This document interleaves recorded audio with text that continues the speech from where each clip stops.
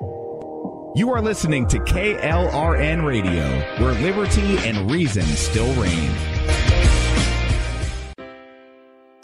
Most writers and radio show hosts know that to connect with your fans, you need to do more than just write books or record the latest podcasts.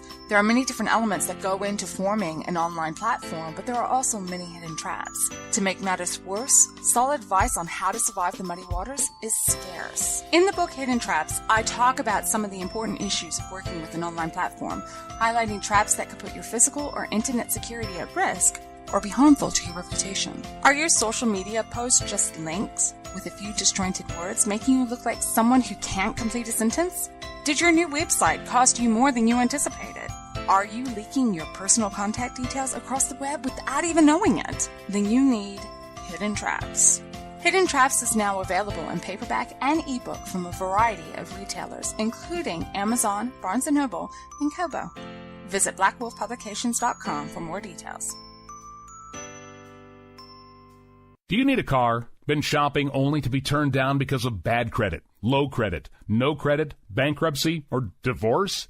Guess what? Today's your lucky day, because now you can buy a car, truck, or SUV, just about any vehicle. It's true. Bad credit doesn't matter. No credit doesn't matter. Bankruptcy or divorce, it just doesn't matter. As a matter of fact, your job is your ticket to your new vehicle. We're Auto Credit Express, and we've helped thousands of people just like you. Antonio H. told us, great company, got me connected, and the day I went in, I drove off in the car I wanted. 100% worth your time. Need a car? Get started now and drive off as early as today. Just text FINANCE, FINANCE, to 357-911 right now to get started. That's FINANCE, FINANCE, to 357-911. Auto financing the easy way. Text FINANCE to 357-911. KLRN Radio has advertising rates available. We have rates to fit almost any budget. Contact us at advertising@klrnradio.com.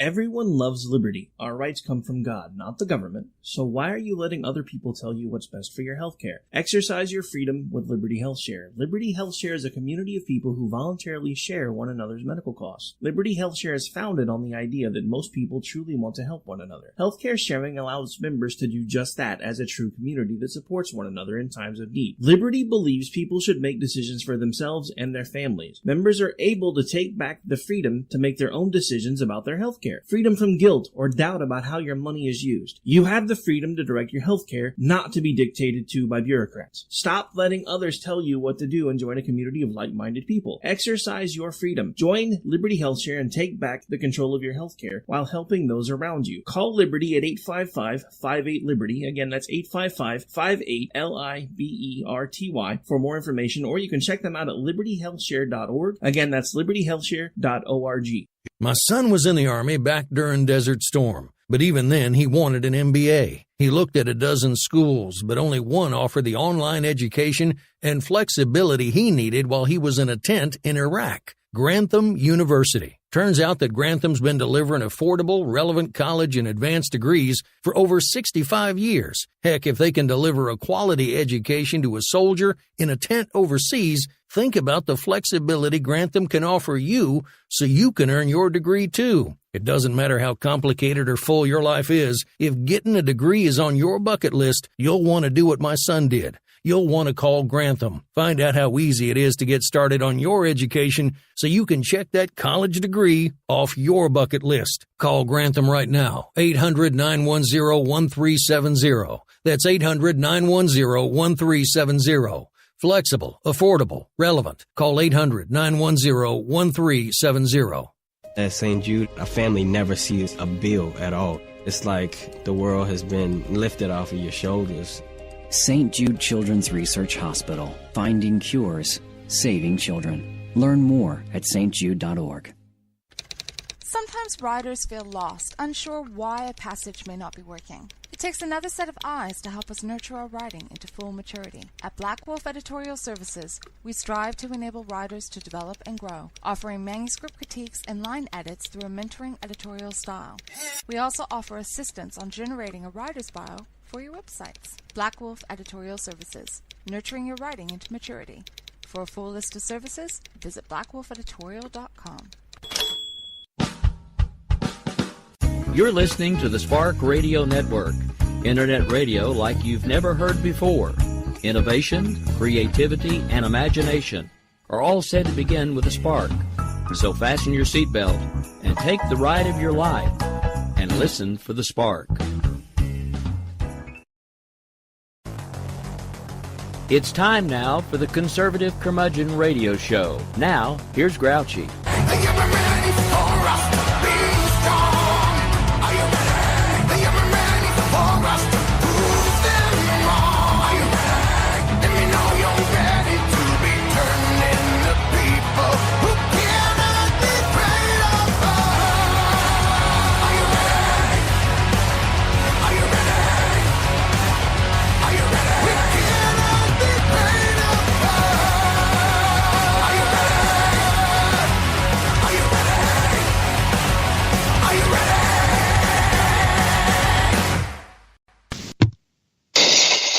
Are you ready?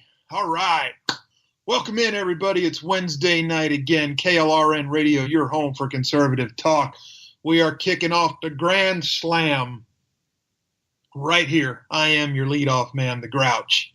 Coming up after me, you're going to have Politabunny and Orty Packard with FUBAR, and then Rowdy Rick with America Off the Rails, followed by what, Rick? We don't know yet. We don't have anything in that slot.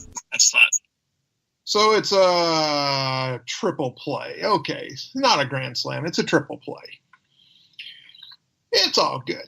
I'll learn the schedule eventually when it's time to change it again. And then I'll be all confused again. It's all good. Okay, so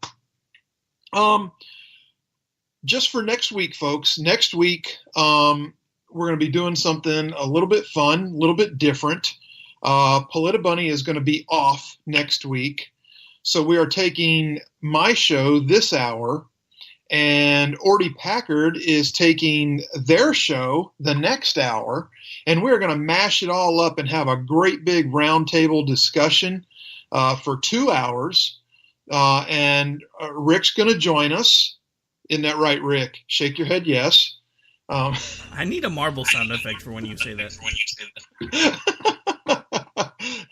So Rick's going to join us, and we're also going to have a couple of great guests. We've got Varric the Sarcastic Jew has confirmed he's going to join us, and we're going to have Brad Slager from Red State also joining us. And if you're scoring at home and you mark it on your calendar to keep track, I am also going to have Brad and Sarah on November 14th on my program, and we're going to do a little cross work there to help promote them. That they have a great podcast themselves, and you guys should really pick it up and listen because they're really good, both of them. And they're going to be joining us November 14th, and we're going to talk a lot more about that then. But anyway, we're going to have our friends from Red State back on. We've had others from Red State. This will be the first time Brad and Sarah join us, so it's good. All right, so what else is going on? It's been a quiet news day, hasn't it? Oh, nothing. There's absolutely nothing going on, man. Slowest news day ever. Yeah, let's talk a little bit of Big Boom, okay? Because because it's something out there, and normally I don't like to seize on the big stories because everybody hits on them, but evil shenanigans. Yeah, so a wee bit of shenanigans. But anyway, we had over the last couple of days, we've had some bomb scares.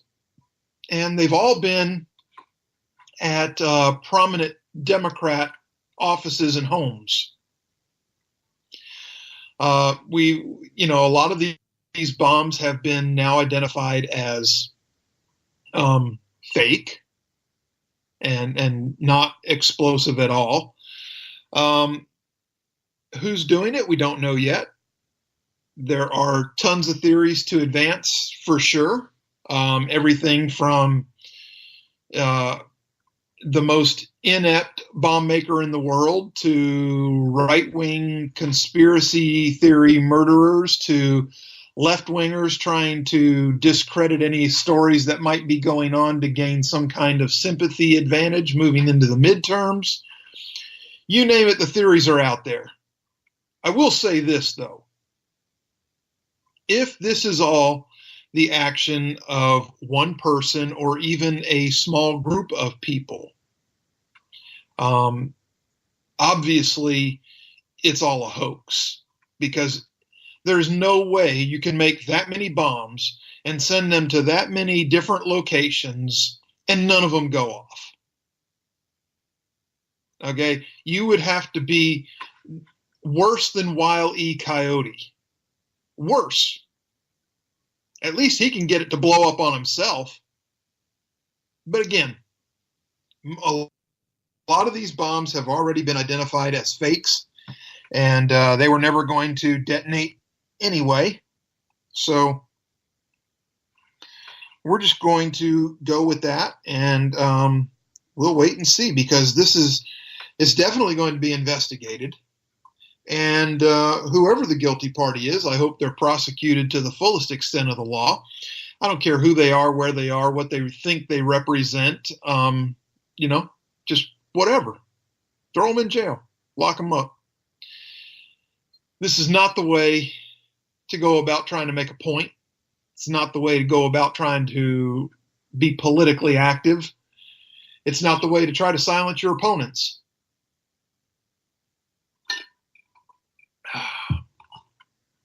Now, all that being said, we're going to cruise into the scripted part of the show, because this is where the homework's been done.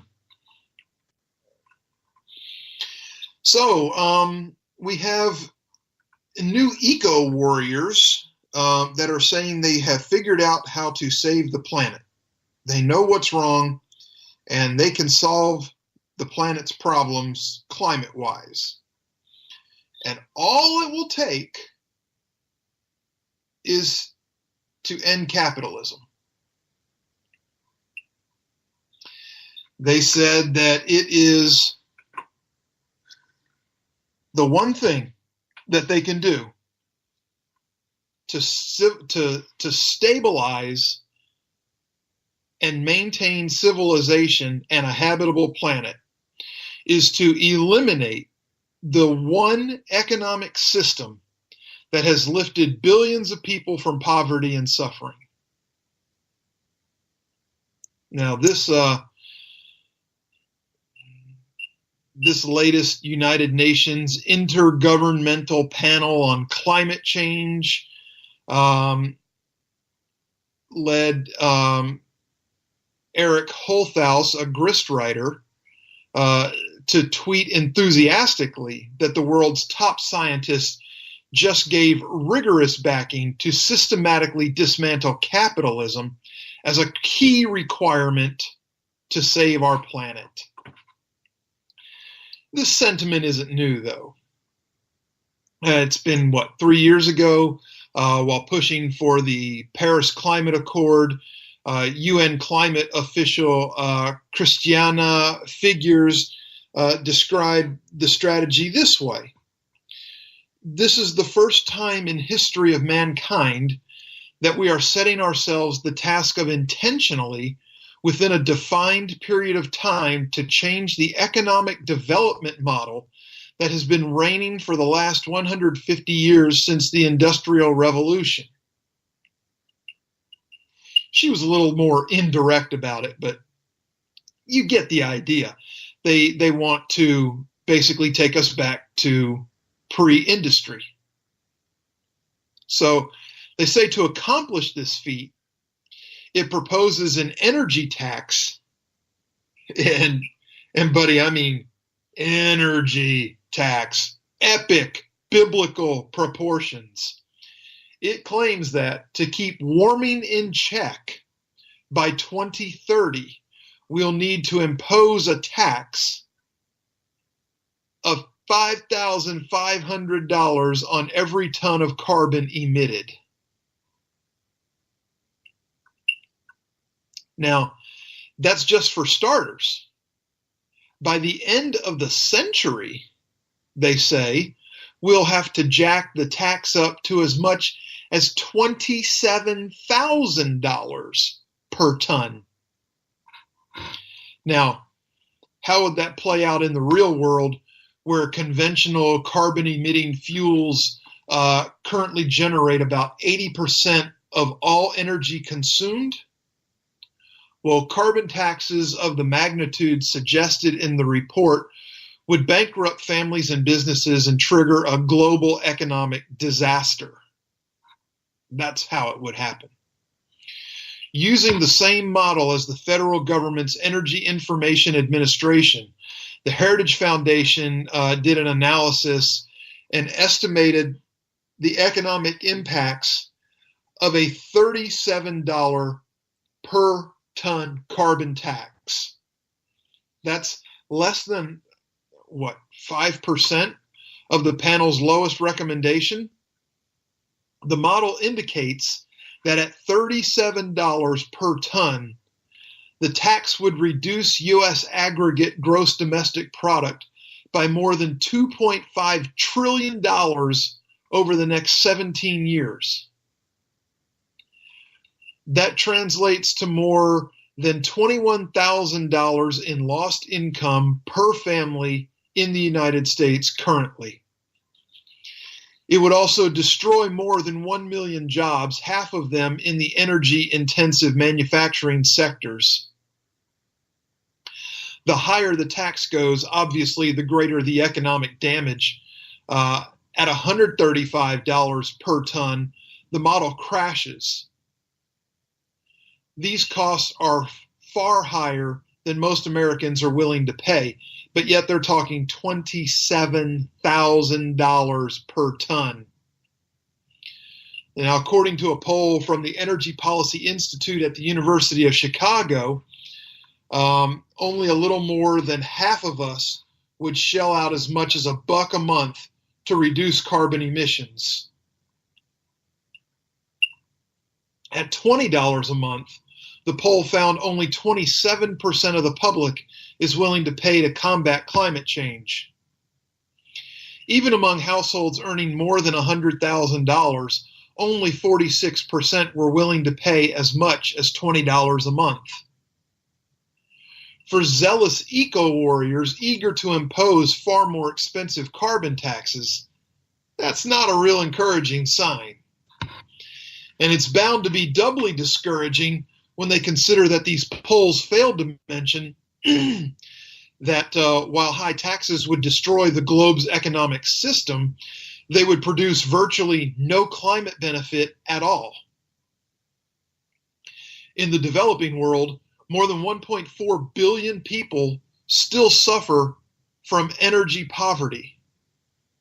Now, the UN report means nothing to them. Their priority is gaining access to energy and the economic growth it allows.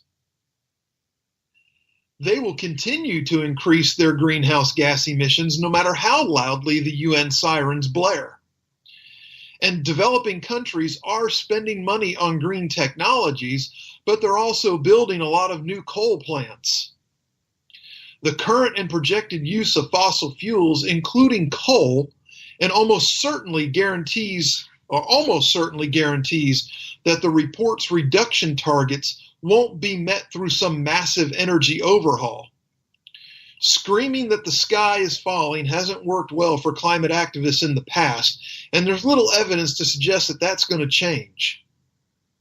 Offering solutions to climate change that would require a complete makeover of the global economy and plunge developed nations into deprivation are unrealistic and counterproductive at best.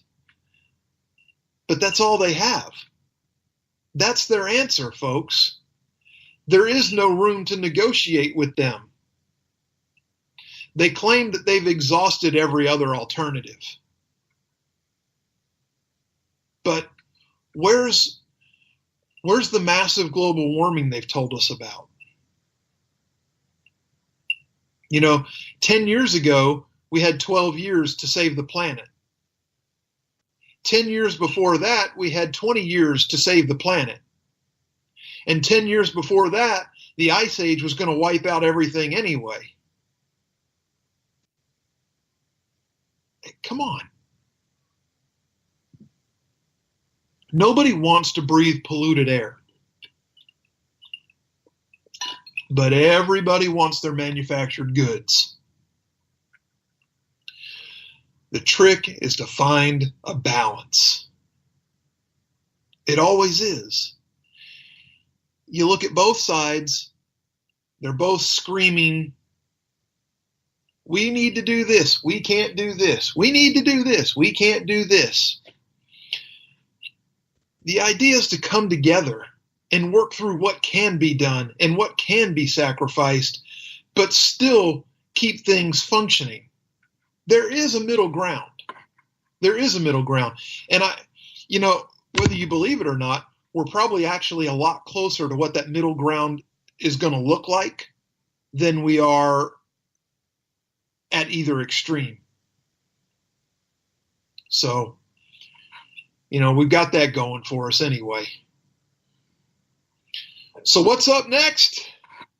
Well, I'll tell you what's up next. We're going to expose some hypocrisy. I'm big on that. I like doing that. So what's the one thing that over the last, I guess almost 10 years now, what's the one thing that Democrats have been screaming the loudest about collectively over the last decade? Healthcare. They wanted to fix our healthcare with Barack Obama. And in their humble estimation, their humble overestimation, they did. But when Republicans vote against coverage expansions, the media seizes on it. And they talk about how evil the Republicans are and how they don't care and they're going to wheel grandma off the edge of a cliff in her wheelchair and all that kind of nonsense. So let's give the Democrats the same treatment, shall we? I mean, literally, the Democrats just voted to take away insurance coverage from millions of Americans. You didn't hear anything about that, did you? No, I didn't think so. I didn't think so because I like covering stories you don't get to hear about. So anyway, let's back up in time a little bit and we'll hammer all this out and I'll show you exactly how I mean that they voted against it. Last summer, Republicans failed to deliver on their longstanding promise to repeal Obamacare, largely due to Senator John McCain's dramatic last-minute thumbs down as a way to thumb his nose at the president, I'm guessing. But they failed again in the fall when the Graham-Cassidy bill to block grant health care dollars to the states was pulled from the floor because ailing Senator Thad Cochran was stuck in a Mississippi hospital and they wouldn't have the votes to get it passed. Conservative activists were rightly disappointed and dispirited. Liberal partisans were jubilant, and most of America just figured we would keep muddling on with the dysfunctional Obamacare apparatus that was in place. But late last year, Congress struck a blow to the heart of Obamacare. The individual mandate penalty tax that punishes Americans for not having Obamacare-compliant coverage, like New York congressional candidate Ocasio-Cray, whatever her name is. She never signed up under Obamacare. But that mandate penalty tax that punishes Americans for not having compliant coverage was repealed in the Trump tax cut bill. That made Obamacare voluntary. But there was a problem. There were very few non-Obamacare plans available because a 2016 Obama regulation, yes, 2016, right as he was going out the door, deliberately crippled them. In 2016, Obama slashed the duration of Obamacare exempt so-called short-term limited duration plans from 1 year to 3 months, and then banned them from being renewable after that. Why did he do it? Because people were flocking to these short-term plans, even though at that time they would have to pay both their premiums and the individual mandate penalty tax for choosing a non-Obamacare plan. The plans were that much cheaper and better than the junky Obamacare plans with sky-high premiums and even higher deductibles and narrow provider networks that excluded the best hospitals. And now, thanks to a directive from President Trump to rescind that 2016 rule, those plans are back. And now there's no penalty for being in a non-Obamacare plan. Now, as of October 2nd, 2018, non-Obamacare plans are legal again and uncrippled. They can be written for up to 364 days at a time and renewed for up to 3 years, and can now be paired with a premium guarantee product to lock in a successor policy after 3 years without any risk of a premium increase just because you get sick. Sounds pretty good, doesn't it? So if you like your non-Obamacare plan, now you can keep it. And you can keep it without paying more, even if you get sick. The Congressional Budget Office has estimated that Trump's deregulation will increase overall insurance coverage by about 1 million people by 2023. Now, other estimates are higher. Some of them are as high as 2.3 million. So split the difference. Let's say 1.7 million more Americans will be insured because they'll be able to afford it. So who would say no to consumers having more choices with lower premiums, guaranteed renewability without medical underwriting, and potentially better provider networks? Who would say no to up to 2 million people presently uninsured getting coverage because they'll be able to afford these new options? Democrats. Democrats who want to force everyone into an Obamacare one-size-fits-all approach. Every single Democrat voted for Tammy Baldwin's resolution to reimpose Obama's 2016 regulations that crippled the non-Obamacare health plans. Their talking points made no sense. They called the non-Obamacare plans junk, even though most people feel that way about Obamacare plans. They claimed people who were already sick wouldn't be able to get good prices on short-term plans, which ignores the fact they can still choose Obamacare if that's a better option for them. Then they claimed the Trump rule undermines protections for pre-existing conditions, even though allowing renewal guarantees lets people keep the plans they like even after they get sick and without paying more, and prevents them from ending up in Obamacare and drawing huge subsidies from taxpayers. It's an obsession with coverage numbers. And their obsession with those numbers, ubiquitous during last year's debates, conveniently disappeared.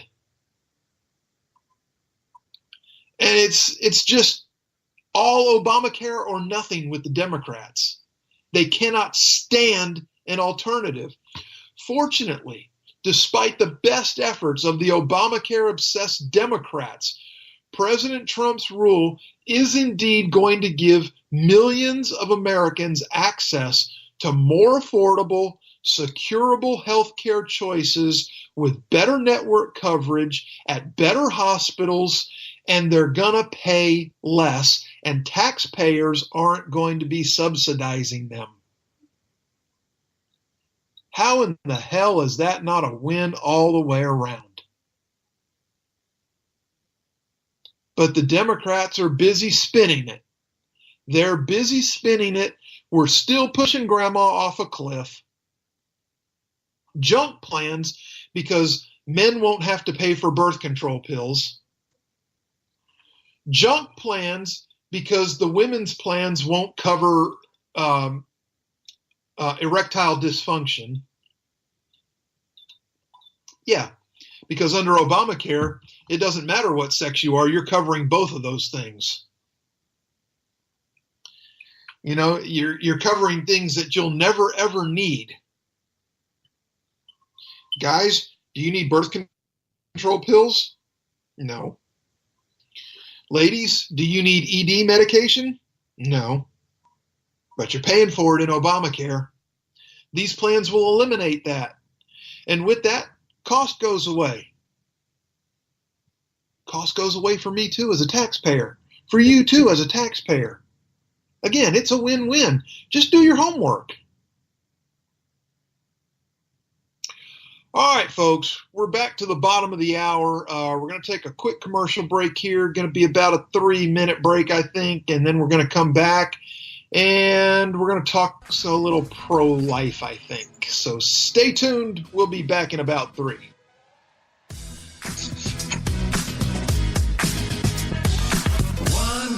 what you doing?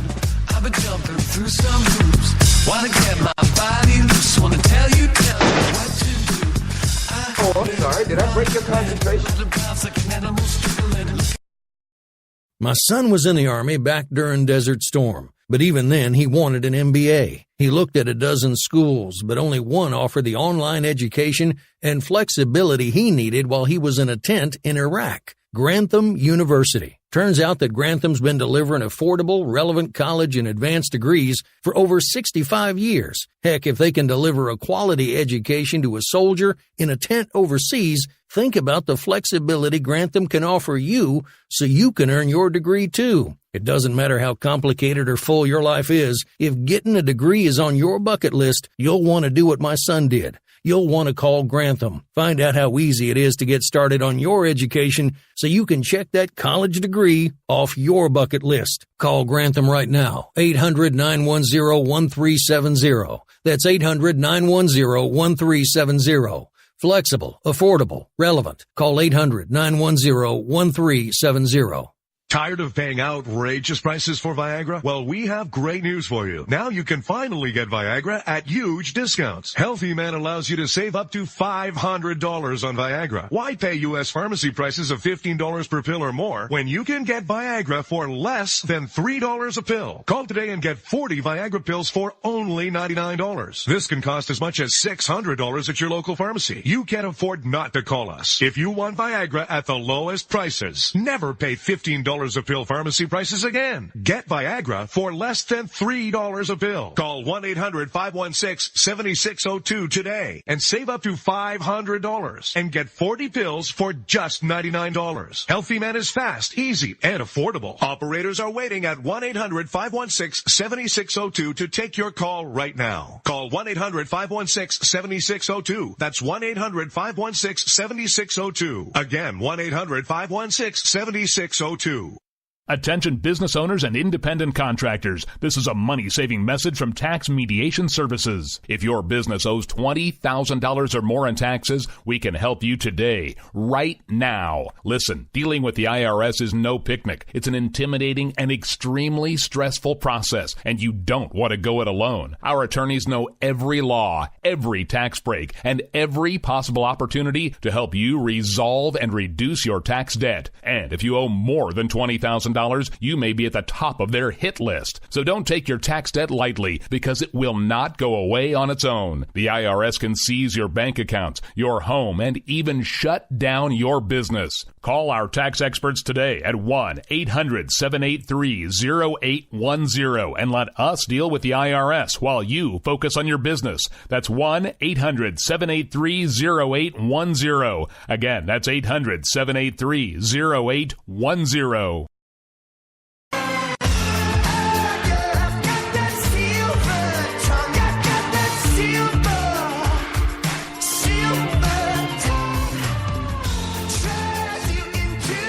I swear to God, I'll pistol whip the next guy that says shenanigans.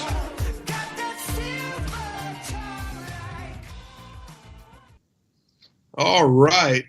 Young the Giant, Silver Tongue. Great song. I love that. Anyway. All right, as I promised, well, before we get rolling, just a reminder, FUBAR is up next. Politabunny and Orty Packard are kicking the tires, lighting the fires, getting it ready for you guys. And then the busiest man in show business, Rowdy Rick, will be on after them. And you just truly don't know how busy Rick really is. So give him a hand and give him an ear. Tune in and listen. Learn something. All right. So, as promised before the break, we're talking pro-life. Where are we talking pro-life? We're talking pro-life in, I know, it's not shocking, but Alabama. The Alabama Supreme Court unanimously voted to uphold the value and personhood of unborn babies in the womb on October 19th in the case of Jesse Lavelle Phillips v. State of Alabama. On December 18th in 2015, in the Marshall Circuit Court, Jesse Phillips was convicted of the 2009 intentional killing of his wife, Erica Phillips, and their unborn child, and was sentenced to death, according to the case report. Erica Phillips had been approximately 8 weeks pregnant when she was murdered. In its Friday opinion, which upheld the decisions of the Marshall Circuit Court and the Court of Criminal Appeals, the Alabama Supreme Court wrote, Alabama recognizes an unborn baby as a life worthy of respect and protection. In other words, under the criminal laws of the state of Alabama, the value of the life of an unborn child is no less than the value of the lives of other persons. Exactly how it should be.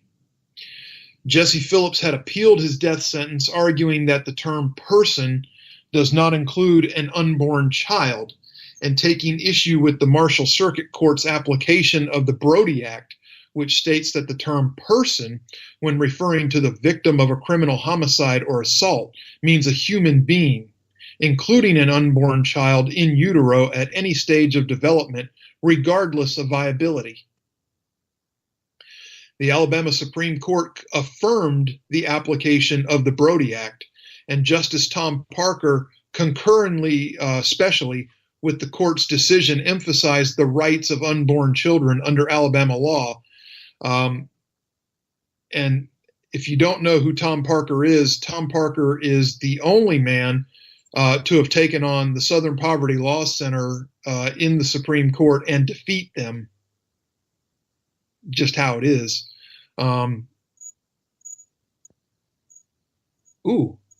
Squeaks. Anyway, he emphasized the rights of unborn children under Alabama law and argued that Roe v. Wade, the 1973 Supreme Court legislation that legalized abortion nationwide, is a legal anomaly and a logical fallacy. Now, this is Justice Tom Parker speaking, okay? This is his quote.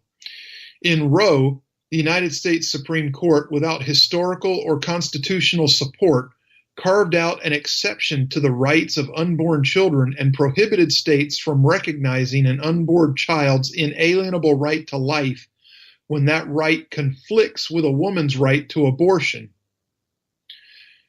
They created the judicially created exception of Roe is an aberration to the natural law and the positive and common law of the states. So says Tom Parker. And he has urged the Supreme Court to overturn Roe, but, it doesn't work like that. You can't just say, you need to do this, and they go, okay, we'll turn that over and just change our mind. It's okay. You have to present a case. You have to convince them. You have to show the constitutionality of your argument. So, he can urge them all he wants, but that's not going to get it done. But as states like Alabama continue to provide greater and more consistent protection for the dignity of lives of unborn children, the Roe exception is a stark legal and logical contrast that grows ever more alienated from and adverse to the legal fabric of America. And according to the report, this is the first case in the state of Alabama in which one of the capital murder victims is an unborn child. So now I haven't seen or heard from Philip's attorney as to whether they're going to try to appeal to the United States Supreme Court on this. They would have to go back, and I guess they would be challenging the application of the Brody Act, which has already been federally upheld. So I don't know how much luck they would have with that, but certainly I'll keep my eyes on the case, especially since it's right here in my backyard, and we'll pass updates along as I find them. So anyway, what else is going on in the news? I know it's been awfully quiet, especially today. Something disappeared from the news today, and I'm not quite sure how or why it disappeared, because it didn't disappear from the face of the earth. And I just don't get it. But we're talking about the caravan, the migrant caravan heading to the southern U.S. border that's in Mexico right now. But the Department of Justice is being urged to investigate the funding behind the caravan now. And when we talked about this last week, we briefly talked about it. There is video of people walking through the crowd of the immigrants and handing them money.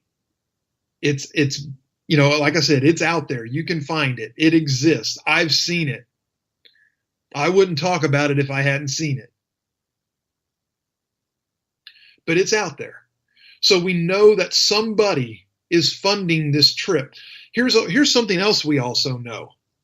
We also know that there is transportation for the people in this caravan, because they could not, it's physically impossible for them to have covered the amount of ground that they have covered in the time that they have covered it without transportation. That's not how it works. That's not how any of this works.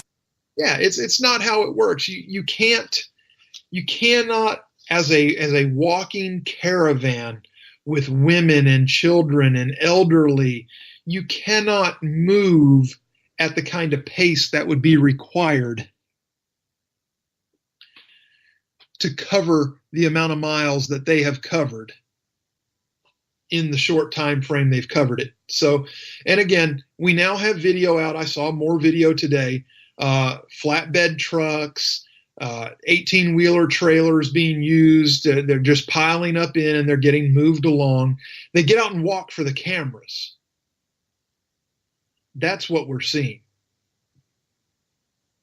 They get out and walk for the cameras, and they sit down and they take their meals on the ground to look like these poor downtrodden people. And yeah, I'm sure it's tough where they're at. I'm certainly sure that it's tough where they're at. But as my friend Beaker said, and not the Muppet, he plays a Muppet on Twitter, but he's really a brilliant fellow.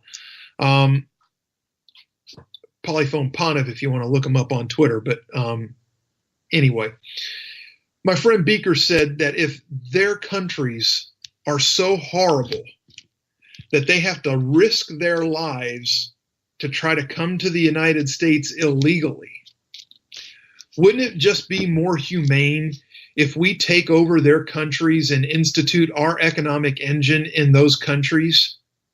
Wouldn't that be the more humane thing to do?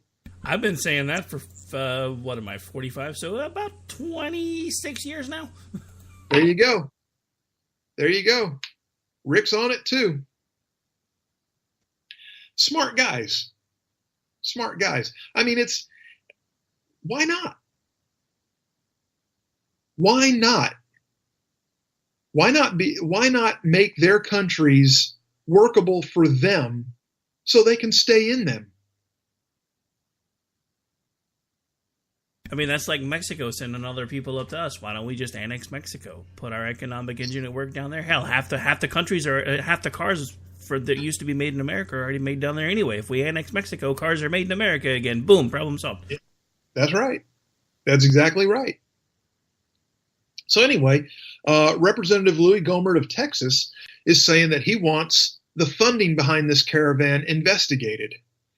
He said we have to have the DOJ investigate where the funding is coming from to send those thousands and thousands of people to the U.S. because you can use the RICO Act to go after them. So asylum claims are not legitimate if they are not made if we're not the first country they come to after leaving their country. So again, this is not about asylum. And I said this last week. If it were about asylum, they would have stopped and applied at the first available place. They have not done that. They didn't stop at the first available place. They didn't stop at the second available place. They've passed now 4 available places where they could have filed for asylum, and none of them have done it. What have they done? They've brutalized Mexico's national police that were trying to just get them to go file for asylum. All they were trying to do was slow them down to tell them to do this legally, and they were brutalized for that. There's definitely money coming in. We just don't know where it is. Okay? He added that there were supposedly political factors that got the caravan started, and then it too, on an inertia of its own, progressed. There's definitely money coming in. There's some, he's saying he's sure there's some coming from the United States going to help this caravan along. It's building its own momentum. It's grown. It started off as 1,000 people. Then it got to 2,500. Then it was 4,000. Now it's over 7,000 people. And we have to stop it. This is just plain and simple. We are not the saviors of the world. We cannot just welcome every person that wants to come to America. There is no right to immigrate to the United States.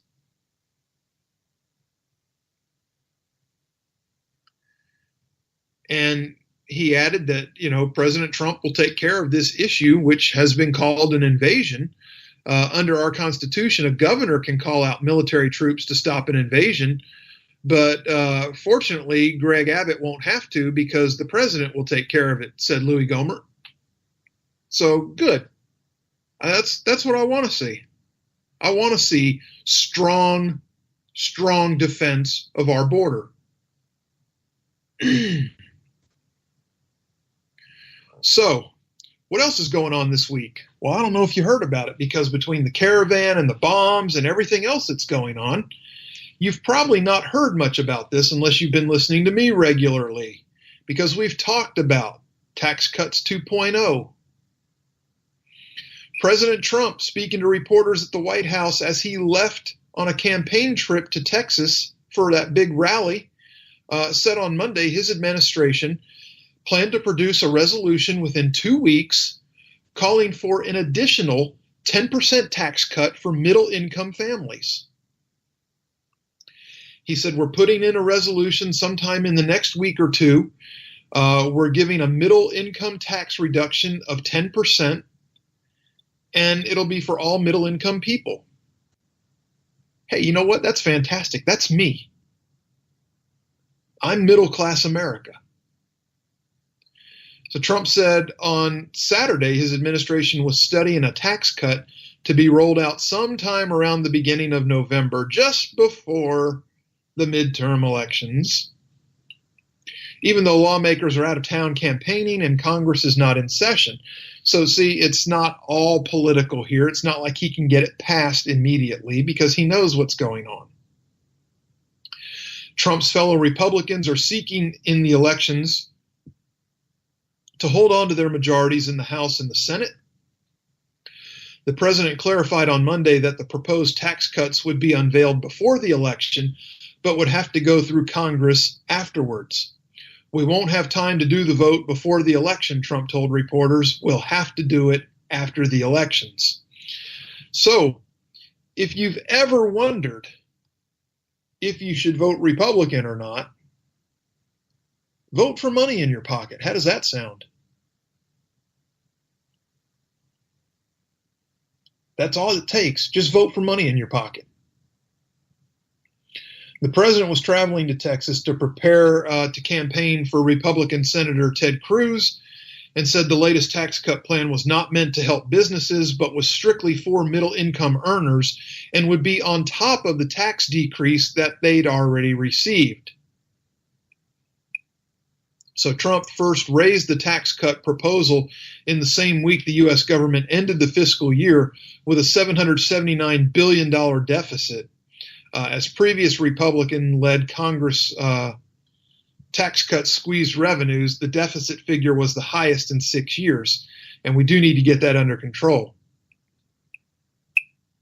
Last December, Trump signed into law the largest tax overhaul since the 1980s, which slashed the corporate tax rate to 21% from 35% and temporarily reduced the tax burden for most individuals as well.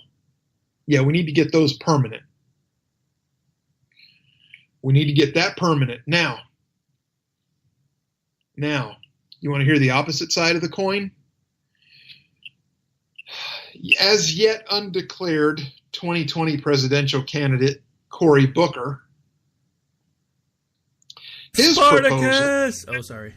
What's that? I said Spartacus! Oh, sorry. Yeah, Spartacus, exactly. So according to Senator Booker, America has a massive and growing racial wealth gap.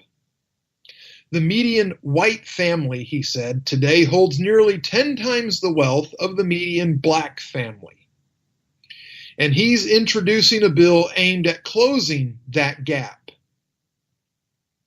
His idea is to give lower income kids a sizable nest egg that they could use for wealth building purposes, such as a down payment on a house, or purchasing a house, or building a house, or college tuition.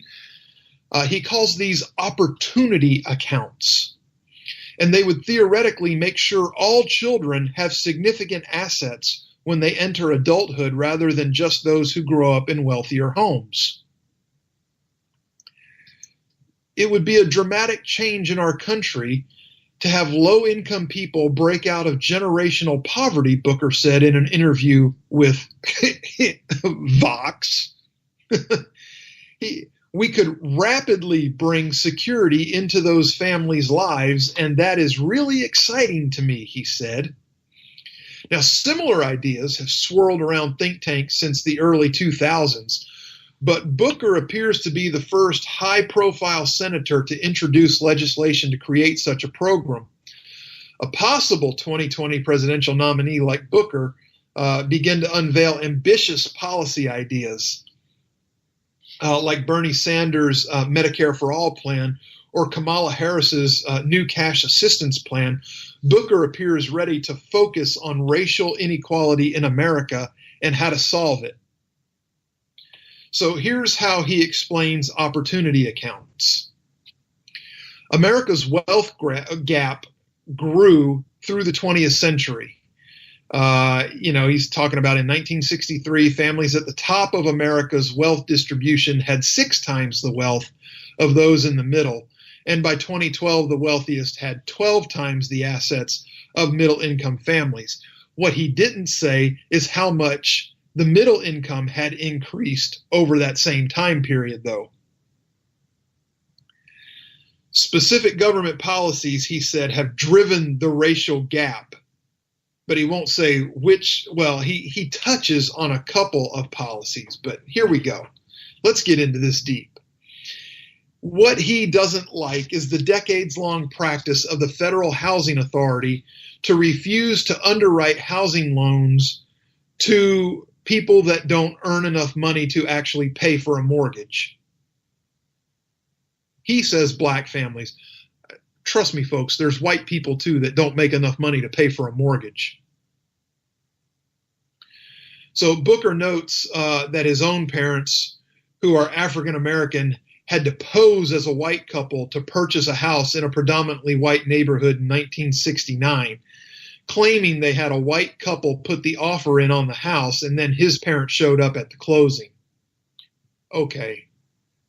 Anecdotal at best. But here's Booker's idea, okay? This is his idea of what an opportunity account will look like. Every child born in the United States would be given an account with $1,000 in it.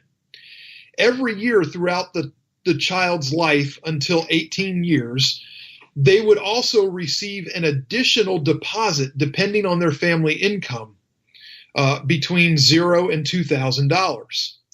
The funds would sit in a low-risk account managed by the Treasury with a roughly 3% annual return. Did you just say managed by the Treasury? I did. I know. It's comical. Absolutely comical. That's going to be another Social Security lockbox where they're going to be like, but I had money in this account. Where did it go? The government's going to be like, what money? We don't know what you're talking about. Exactly. I was going to get to that. So you get to 18, and then you're allowed to use this money for only specific type purchases like home ownership. If you have some kind of disability, you can use it to get yourself into retirement, or you can use it to go to college. So, again, this goes on until you're 18. So here's the estimate. If you are in the lowest income bracket as a child and you receive the full $2,000 per year payment on top of the $1,000 seed, you would accrue $46,215 by your 18th birthday. If you are in the highest bracket, you would receive $1,681 on your 18th birthday. So, where Booker leaves out all the details is, what does all this cost? So, here's what I know you're thinking. How much is this going to run? I asked the same question. Booker didn't put that info into his plan that is being heralded by the media as a great step towards solving economic inequality, otherwise known as wealth redistribution. Well, since Booker couldn't be bothered, I did the math for you. Okay? And compare the demographics that he did to in his release. So for the sake of simple math, we're going to round up the 3.9 million babies that are being born each year in the United States to 4 million. That's not that big a stretch. We'll be there soon enough. So at the high end of the plan, let's assume each kid gets the maximum contribution. That's $8 billion per year. But taking into effect the demographics broken down by Senator Booker, the average child would be a little lower than that. So it works out to be right at $6.5 billion per year. But now you have to multiply that over and over and over, because after 18 years, you're going to have 18 years worth of kids that are in this plan at $6.5 billion a year. So what does that work out to? That works out to $117 billion per year once in full swing. Where's that money coming from? Granted, I know in the big picture of trillion-dollar deficits, $117 billion is not a lot of money. But guess what $117 billion is about equal to? It's about equal to the tax cuts we just got.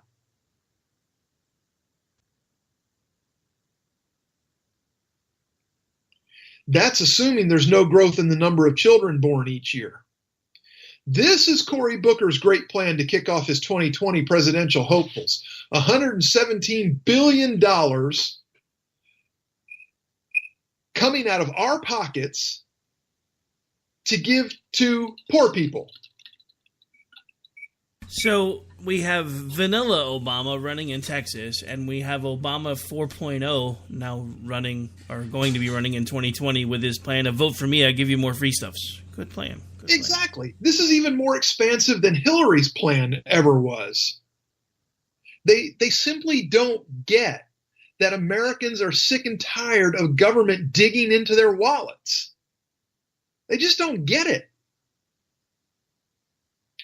All right, look, it's time to wind it up. We got to get ready for FUBAR here. Next week, the big mashup show, big roundtable. Brad Slager from Red State joining us. Varick the Sarcastic Jew joining us. Rick's going to be here. I'm going to be here. Orty's going to be here. It's going to be a big friggin' Halloween party, 2 hours long. You're not going to want to miss it. If you like this show...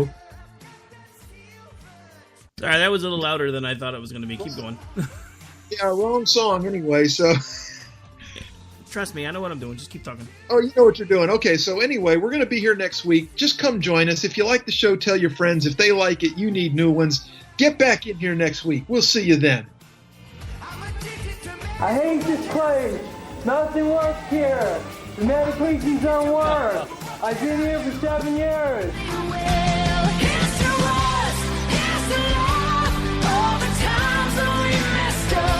Here's to you. Feel the grass, 'cause the last few nights have kicked my ass. If they give you hell, it's time to go f themselves. Go f themselves. Here's to us. Here's to us. Here's to us. Here's to us. Here's to love. Here's to us. Everybody will. Here's to us. Here's to love. Here's to us.